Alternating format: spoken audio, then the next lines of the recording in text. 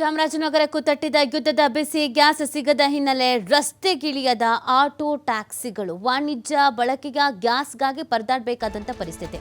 ಚಾಮರಾಜನಗರದ ಗ್ಯಾಸ್ ಸ್ಟೇಷನ್ಗಳು ಬಂದ್ ಆಗಿದೆ. ಸಮಸ್ಯೆಗೆ ಸಿಲುಕಿದ ಆಟೋ ಹಾಗೂ ಟ್ಯಾಕ್ಸಿ ಮಾಲೀಕರು.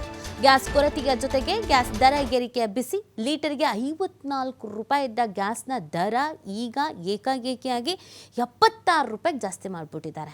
ಲೀಟರ್ ಗ್ಯಾಸ್ನ ದರ ಏಕಾಏಕಿಯಾಗಿ 22ಕ್ಕೆ ಏರಿಕೆ ಆಗಿರೋದು. ಗ್ಯಾಸ್ ದರ ಏರಿಕೆಯಿಂದ ಕಂಗಾಲಾಗ್ಬಿಟ್ಟಿದ್ದಾರೆ ಟ್ಯಾಕ್ಸಿ ಆಟೋ ಚಾಲಕರು. ಸಹಜವಾಗಿ ಹೊಡ್ತಾ ಬೀಳುತ್ತೆ ಅಲ್ಲ, ಒಂದು ಕಡೆ ಗ್ಯಾಸ್ ಸಿಗ್ತಾ ಇಲ್ಲ, ಇನ್ನೊಂದು ಕಡೆಯಲ್ಲಿ ವಿಪರೀತ ರೇಟ್ ಆಗಿಬಿಟ್ಟಿದೆ. ತಗೊಂಡ್ಲಿಲ್ಲ ಅಂತಂದರೆ ನಷ್ಟ, ತಗೊಂಡ್ರೂ ಸಮಸ್ಯೆ. ಜಾಸ್ತಿ ರೇಟ್ ಮಾಡೋಣ ಅಂದರೆ ಜನ ಕೇಳಲ್ಲ, ಜನ ಒಪ್ಪಲ್ಲ. ಸೊ ಹಾಗಾಗಿ ಸಮಸ್ಯೆಗಳಾಗ್ತಾ ಇದೆ. ಹೋಟೆಲ್ಗಳು ಬಂದು ಆಟೋ ಟ್ಯಾಕ್ಸಿ ಸಮಸ್ಯೆ ಆಗ್ತಾ ಇದೆ.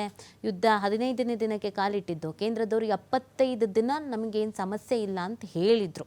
ಈಗ 15 ದಿನಕ್ಕೆ ಈ ಥರದ ಸಮಸ್ಯೆ ಆಗಿದೆ. ಜನ ಅದನ್ನು ಪ್ರಶ್ನೆ ಮಾಡ್ತಾ ಇದ್ದಾರೆ.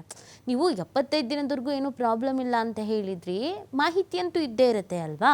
ಬಟ್ ಈಗ 15 ದಿನಕ್ಕೆ ಹಿಂಗೆ ಸಮಸ್ಯೆ ಆಗ್ತಾ ಇದೆಯಲ್ಲ ಅಂತ.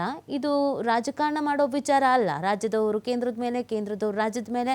ಮೋದಿ ತರಿಸ್ಲಿ, ರಾಹುಲ್ ಗಾಂಧಿ ತರಿಸ್ಲಿ ಅಲ್ಲ. ಅದನ್ನು ಹೊರತುಪಡಿಸಿ ಇನ್ನೊಂದು ಜೀವನ ಅನ್ನೋದು ಇದೆ ಬಡವರದ್ದು, ದಿನ ದುಡಿಯೋ ಜನರದ್ದು. ಅವ್ರ ಬಗ್ಗೆ ಸ್ವಲ್ಪ ಗಮನ ಹರಿಸ್ಬೇಕಾಗತ್ತೆ ಎಲ್ಲರೂ.